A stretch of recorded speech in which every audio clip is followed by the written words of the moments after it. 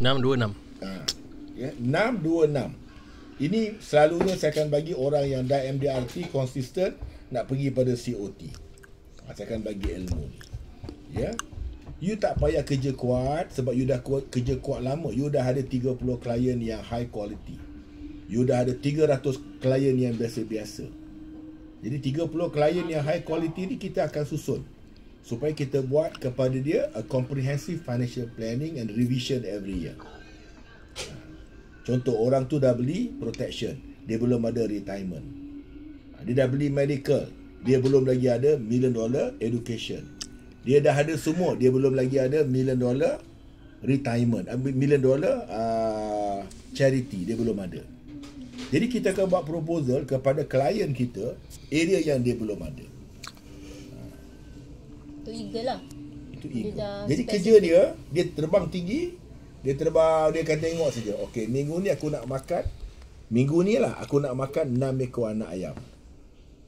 Dia akan terbang sampai dia dah kenal dia, dia akan tangkap anak ayam tu. Dia tak buang masa. Dia kalau pergi tu memang dapat lah. Sebab dia nak cari 2 saja. Tapi 2 ni semua RM50,000, RM100,000 premium dia.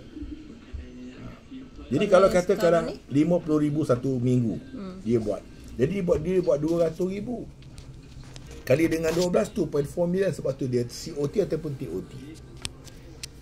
Kalau sekarang ni kita merpati baru lah. Merpati yang mana korang kena ada, kalau market baru 15. Kalau katakanlah Dayah dan Eli dah masuk profesional, boleh buat 12. 12. Kenapa 12? Sebab profesional. Kalau 15 tu, anybody on the street, cikgu, pegawai polis, siapa-siapa, anybody on the street. Jadi tu numbers, tu orang baru tak apa. Mungkin these are among our family and friend. Pergi dululah. Bila dah dapat, katakanlah tahun pertama dapat 100 orang, kita dah ada. Ya. Tadi tahun kedua kita dah mula kena pilih. Klien macam mana kita nak, dah kena pergi target market. Contoh katakanlah in your case, saya nak pergi doktor saja. Ya, saya nak pergi doktor. Doktor ada 3 kategori. Paling basic. Pertama, doktor yang kerja kerajaan. Yang tu gaji tak besar. 5 ke 10 ribu gaji dia. Yang kedua, doktor yang ada klinik. Bila dia ada klinik, gaji dia paling rendah 10. Paling tinggi 100 ribu. Tapi selalu saya kata 10 ke 50 ribu saja. Dia punya range dia. Ya? Ini doktor klinik.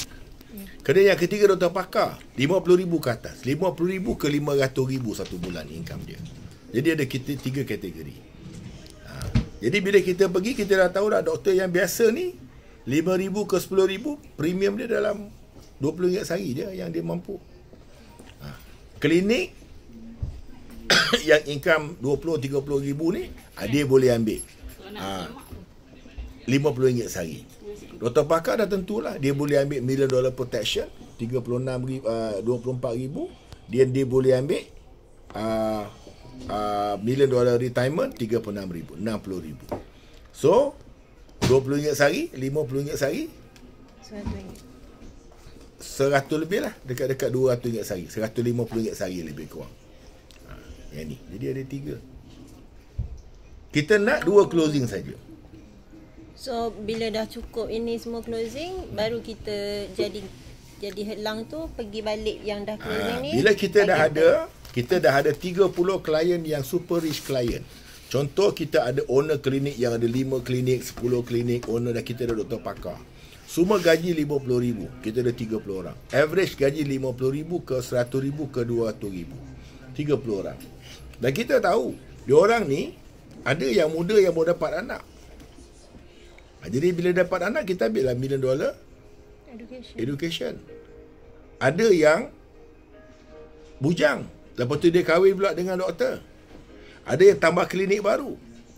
Ada yang naik pangkat daripada klinik pakar biasa, katakanlah KPJ yang biasa, ataupun pergi tempat yang mana income dia lebih tinggi.